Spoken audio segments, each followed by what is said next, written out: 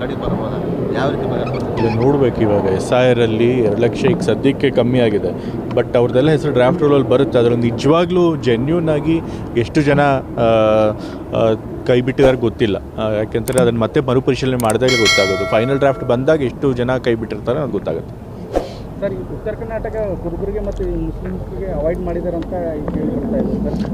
ಯಾಕೆ ಈ ಸರಿ ಬಾರಿ ನಾವು ಮುಸ್ಲಿಂ ಸಮುದಾಯದಲ್ಲಿ 3 ಜನಕ್ಕೆ ಕೊಟ್ಟಿದ್ದೀವಿ. ಕುರುಬರಿಗೂ ಕೂಡ ನಾವು ಈ ಸರಿ ನಾನು ಮತ್ತು ಬೈರತಿ ಸುರೇಶ್ ಅವರು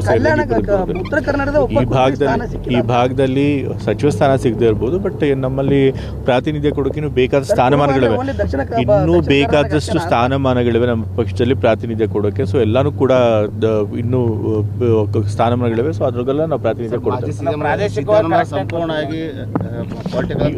ಇರೋದು 34 ಸಚಿವ ಸ್ಥಾನಗಳಲ್ಲಿ. ಅಲ್ಲಿ ಎಲ್ಲ ನೀವು ಸಮುದಾಯದ ಪ್ರಾತಿನಿಧ್ಯನೂ ಕೊಡಬೇಕು, ಪ್ರಾದೇಶಿಕ ಪ್ರಾತಿನಿಧ್ಯನೂ ಕೊಡಬೇಕು, ಹೊಸ ಮುಖಗಳನ್ನು ಸೇರಿಸಬೇಕು. ಸೊ ಹಾಗಾಗಿ 100% ಪ್ರಾತಿನಿಧ್ಯ ಯಾವ ಸರ್ಕಾರಕ್ಕೂ ಕೊಡೋದಕ್ಕಾಗೋದಿಲ್ಲ, ಕೆಲವು ಕೈ ಬಿಟ್ಟೇ ಬಿಡುತ್ತೆ. ಸೊ ಆದರೂ ಕೂಡ ನಾವು ಆದಷ್ಟು ಬ್ಯಾಲೆನ್ಸ್ ಮಾಡಿದ್ದೀವಿ, ಎಲ್ಲ ಕೂಡ ಸಮತೋಲನ ಮಾಡೋ ಪ್ರಯತ್ನ ಮಾಡಿದ್ದೀವಿ. ರಾಜೀನಾಮೆ ಕೊಟ್ಟಿದ್ದಾರೆ, ಪೊಲಿಟಿಕಲ್ ಸಂಪೂರ್ಣ ಯಾರು ರಾಜೀನಾಮೆ ಕೊಟ್ಟಿದ್ದಾರೆ? ಸಿದ್ದರಾಮಯ್ಯ ಅವರು ನಿವೃತ್ತಿ ತಗೊಂಡ್ರೆ ಅಂದ್ರೆ ಮುಂದೆ ಕಾಂಗ್ರೆಸ್ ಸರ್ಕಾರ ಏನು ಪರಿಣಾಮ ಬೀರ್ಬೋದು ಸರ್? ಏನು ಪರಿಣಾಮ ಬರುತ್ತೆ? ಏನು ಪರಿಣಾಮ ಬರೋದಿಲ್ಲ. ತಂದೆಯವರು ಮೊದಲೇ ಕೂಡ ಹೇಳಿದರು 2028 ಎಲೆಕ್ಷನ್ ನಾನು ನಿಲ್ಲೋದಿಲ್ಲ ಅಂತ ಹೇಳಿ.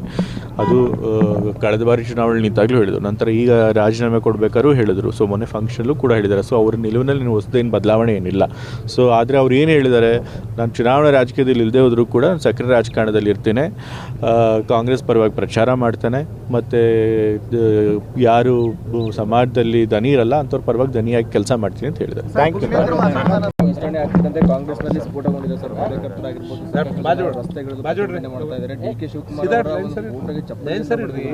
ಯಾವ ಮೀಟಿಗೆ ಒಂದು ಆಕ್ರೋಶ ಆಗುತ್ತೆ ಕಾರ್ಯಕರ್ತರಲ್ಲಿ? ನೋಡಿ, ಯಾವುದೇ ಒಂದು ಸರ್ಕಾರದಲ್ಲಿ ಯಾವಾಗಲಾದರೂ ಸಂಪುಟ ಪುನಾರಚನೆ ಆದಾಗ ಅಥವಾ ವಿಸ್ತರಣೆ ಆದಾಗ ಒಂದಷ್ಟು ಸಚಿವಾಕಾಂಕ್ಷಿಗಳಿಗೆ ಸಿಗೋದಿಲ್ಲ. ಆಗ ಅವ್ರ ಕಾರ್ಯಕರ್ತಗಳು, ಅವರ ಬೆಂಬಲಿಗರು ಯಾರಿರ್ತಾರೆ, ಒಂದಷ್ಟು ಪ್ರತಿಭಟನೆ ಮಾಡೋದೆಲ್ಲ ಆಗುತ್ತೆ. ಅದು ಸಹಜವಾದದ್ದು. ಬಟ್ ಅದನ್ನೇ ಅಂತಹ ದೊಡ್ಡ ವಿಷಯ ಏನಲ್ಲ ಸರ್. ಅಂದರೆ ಈಗ ಯಶವಂತರಾಯಗೌಡ ಪಾಟೀಲ್ರು ಕೂಡ ಈಗ ಇಂದಾನೆ ನಮಗೆ ಸಚಿವ ಸ್ಥಾನ ಸಿಕ್ಕಿಲ್ಲ ಅಂತಂದು ಈಗಾಗಲೇ ರಾಜೀನಾಮೆ ಕೊಟ್ಟಿರ್ತಾರೆ. ಏನು ಹೇಳ್ತಾರೆ ಸರ್? ಇನ್ನೂ ಸಾಕಷ್ಟು ಜನ ಕೊಡೋರು ಇದ್ದಾರೆ.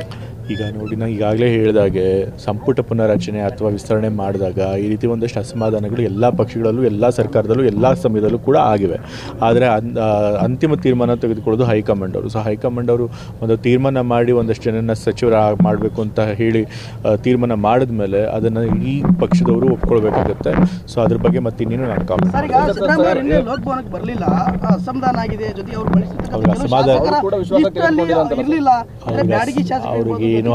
ಅವ್ರಿಗೇನು ಅಸಮಾಧಾನ ಇಲ್ಲ.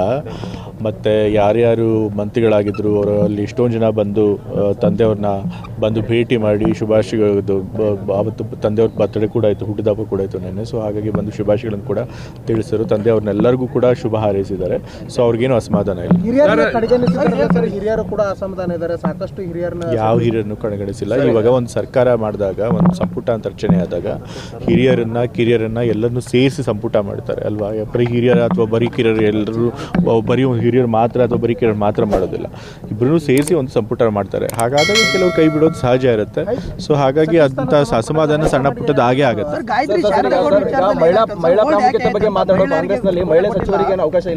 ಮಹಿಳೆಯರು ಕೊಡ್ತಾರೆ ಒಂದು ಸಚಿವ ಸ್ಥಾನ, ಬಟ್ ಕೊನೆ ಮೂಮೆಂಟ್ನಲ್ಲಿ ಒಂದು ಸ್ಥಾನ ಈಗ ಸದ್ಯಕ್ಕೆ ಖಾಲಿ ಇಡಬೇಕು ಅಂತ ಹೇಳಿ ಇಟ್ಟಿದ್ದಾರೆ. ಅದಕ್ಕೆ ಅಂತಿಮ ತೀರ್ಮಾನ ತೆಗೆದುತಾರೆ. ಈಗ ಕುರುಬ ಸಮುದಾಯಕ್ಕೆ ಮಹಿಳೆಗೆ ಕೊಟ್ಟಿದ್ದು ಸರ್, ಅಂಥದ್ದು ಅವರು ತೆಗೆದ್ರು. ನಿನ್ನೆ ಕೂಡ ಅವರು ಪಾಪ ಸಾಕಷ್ಟು ಅಸಮಾಧಾನ ಹೊರ ಹಾಕಿದ್ರು. ಅವ್ರಿಗೆ ಅಸಮಾಧಾನ ಹಾಕಿಲ್ಲ. ಏನು ಹೇಳಿದ್ರೆ ಗಾಯತ್ರಿ ಶಾಂತೇಗೌಡರು ಯಾತಕ್ಕೆ ನನಗೆ ಕೊನೆ ಮೂಮೆಂಟಲ್ಲಿ ಪಟ್ಟಿಂದ ಕೈ ಬಿಟ್ಟಿದ್ದಾರೆ ಗೊತ್ತಿಲ್ಲ, ಬಟ್ ನನಗೆ ಭರವಸೆ ಇದೆ, ಮತ್ತೆ ಸೇರಿಸ್ಕೊಳ್ತಾರೆ ಭರವಸೆ ಇದೆ ಅಂತ ಹೇಳಿದ್ದಾರೆ. ಅಷ್ಟೇ ಹೇಳಿದ್ದಾರೆ, ಎಲ್ಲ ಅಸಮಾಧಾನ ತೋರಿಸಿದ್ದಾರೆ. ಸೊ ಆ ರೀತಿದ್ದೇನಿಲ್ಲ. ಬೀದರಲ್ಲಿ SIR ಇಂದ ಸುಮಾರು